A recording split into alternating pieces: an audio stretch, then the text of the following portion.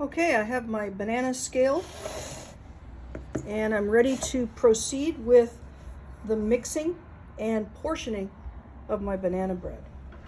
So I remember the bananas went on top of the lemon juice. You can do this in a mixer, just use a paddle.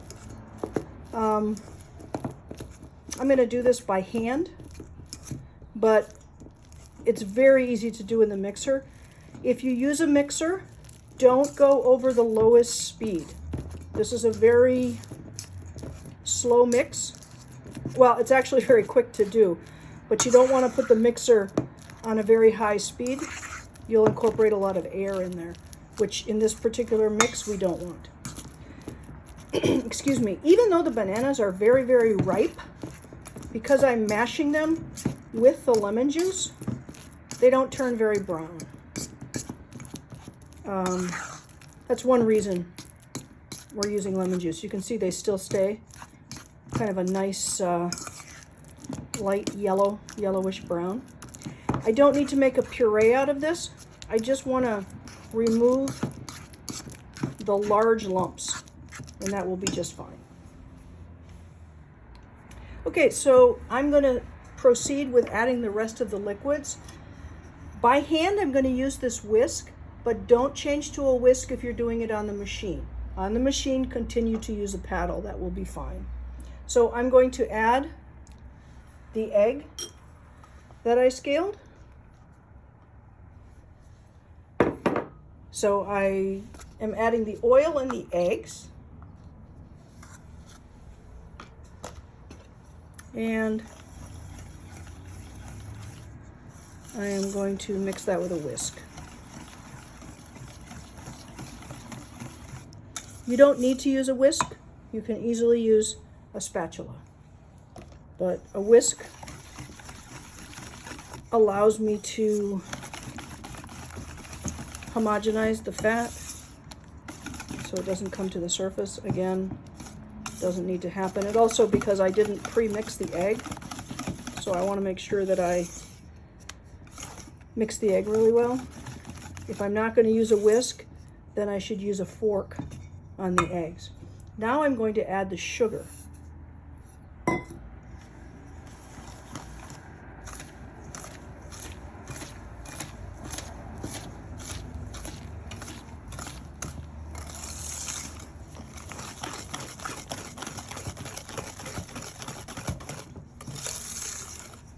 So I'm being really, really thorough in my mixing, but I want to contrast that with adding the dry ingredients. When I add the dry ingredients, I'm going to be super careful not to overmix,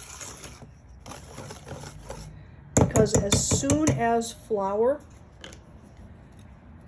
comes into contact with liquid, you will have gluten formation. And in the case of this banana bread, we don't want to have a lot of gluten in the banana bread. We want it to be very tender. So I've switched to a spatula. I'm going to add all the dry ingredients, and I'm going to fold them in there. I'm not stirring. I'm going to cut down through the middle and come up along the side. And I'm turning the bowl. Again, I'm trying to minimize my mixing after the flour has been added so that I don't form too much gluten. I'll scrape the side down. So I'm going to mix this, fold it until it's about halfway mixed in. And then I'm going to add the walnuts that have been toasted. I usually toast them for about 15 minutes at 300 degrees. I should have chosen a slightly larger bowl.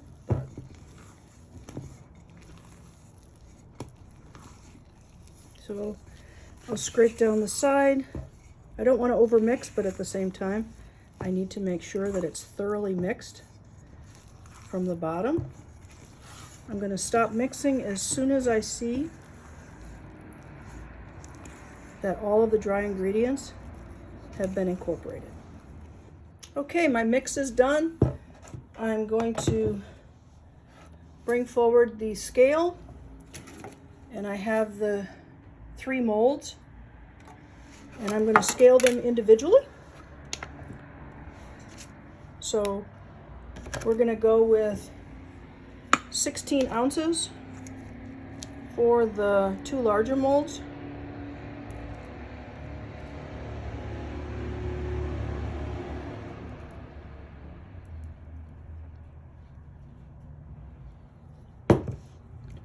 Depending on how careful you were, we'll see if you have any extra. If we have anything past, anything slightly over, we'll divide it among the molds.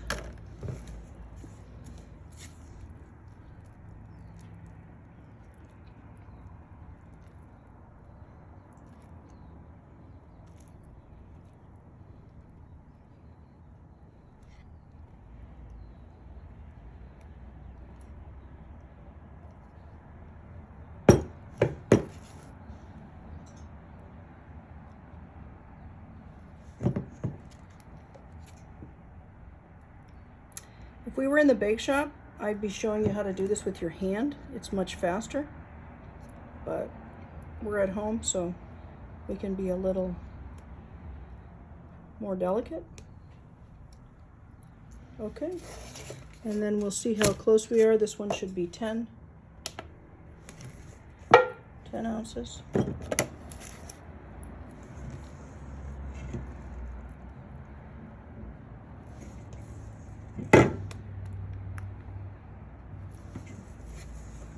Looks like I'll be pretty close.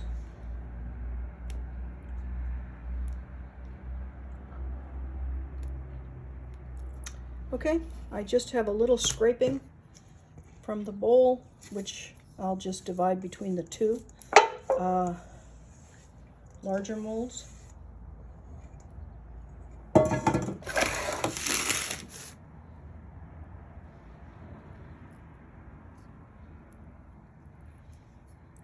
Okay, and I'm going to have these on a tray, a sheet pan here. Make sure they're not jammed together like this. You want to make sure that there's some air movement. So I'm putting them on this pan, and I'm making sure that they don't touch each other. They're going to go into a 350-degree oven.